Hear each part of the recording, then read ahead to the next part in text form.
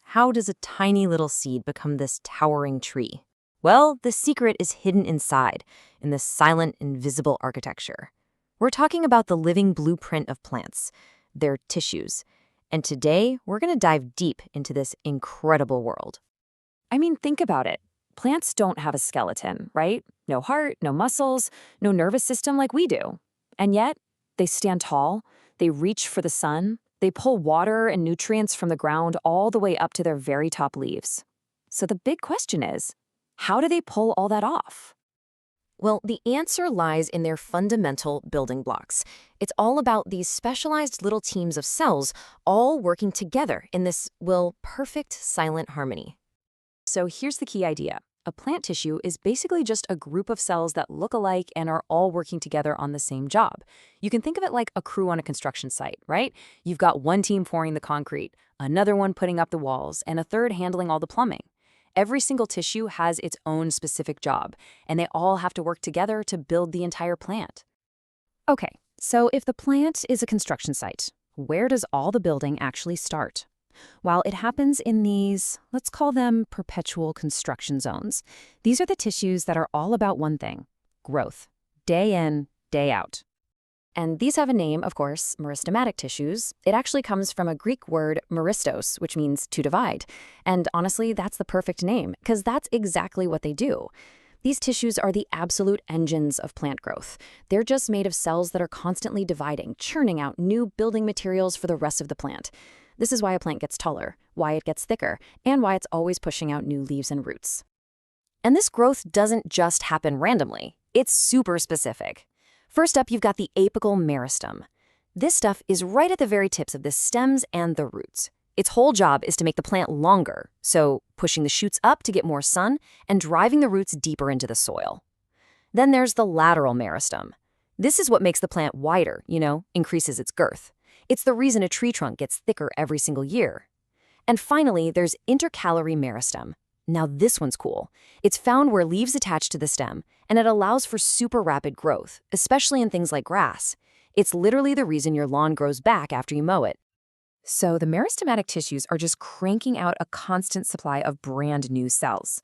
But what happens to them? Do they just keep dividing forever? Nope. They kind of graduate. They grow up and get a permanent career. Let's take a look at how that works. It all happens through a process called differentiation. Basically, a new cell from the meristem matures, it settles into a specific size and shape, and now this is the really important part. It loses the ability to divide anymore. It's now specialized. It has one specific job, and it becomes a permanent part of the plant's structure. Okay, so these specialized permanent tissues, they fall into two main camps. You've got simple tissues, which are kind of like a whole team of specialists who all do the exact same thing. And then you've got complex tissues, which are more like a diverse crew, right? Different skills, but all working together on one big project. Let's break them both down.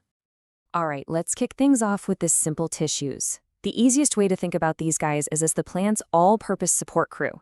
They handle everything from storing food to just making sure the plant stays standing. So here are a couple of key members of that crew. First, there's Parenchyma. This stuff makes up most of the soft parts of a plant. Think about the fleshy part of an apple or a potato. Its main gig? Storing food. Then, right next to it, we've got Collenchyma.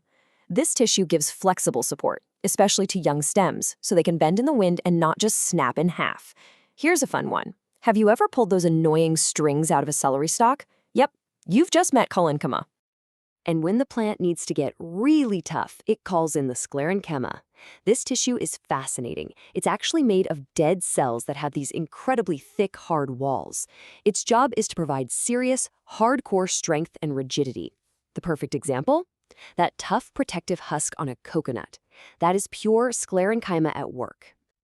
Okay, so we've got tissues for growth and tissues for support. But that leaves a huge question. How does a plant get water from its roots all the way up to the leaves? And then, how does it get the food it makes in the leaves down to every other part? Well, that is the job of the complex tissues, the plant's internal transport network. First up is the xylem. The best way to picture it is as the plant's plumbing system. It's this huge network of tiny, microscopic pipelines that run the entire length of the plant. I mean, from the very deepest root tip all the way to the highest leaf. And the job of these pipelines is super, super specific. They transport water and any dissolved minerals that the roots soak up upwards, just upwards, to the rest of the plant. It's a one-way street, always flowing from the ground up, basically defying gravity every single second of the day. So if xylem is the water pipe, then think of the phloem as the plant's food delivery service. It's in charge of moving all the sugars that are made during photosynthesis, making sure every single part of the plant gets the energy it needs to live and grow. Okay, let's put these two side by side just to make it crystal clear. Xylem, it moves water and minerals, and it only goes up. That's it. Phloem, it moves food, those sugars, from the leaves where they're made to everywhere else the plant needs them. So that could be up to a new flower, or it could be down to the roots for storage. It's a totally dynamic, two-way system. So what's the big takeaway here? Well, the next time you look at any plant, you're going to see it in a completely new light. You'll know that its growth is being powered by those constantly dividing meristematic cells. You'll know its strength comes from tissues like Sclerenchyma.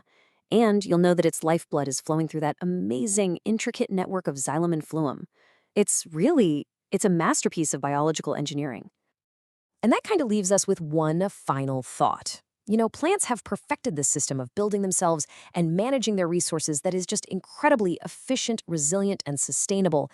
And they've been perfecting it for millions of years. So the question for us is, what can we learn from this silent green blueprint to help build a more sustainable world for ourselves?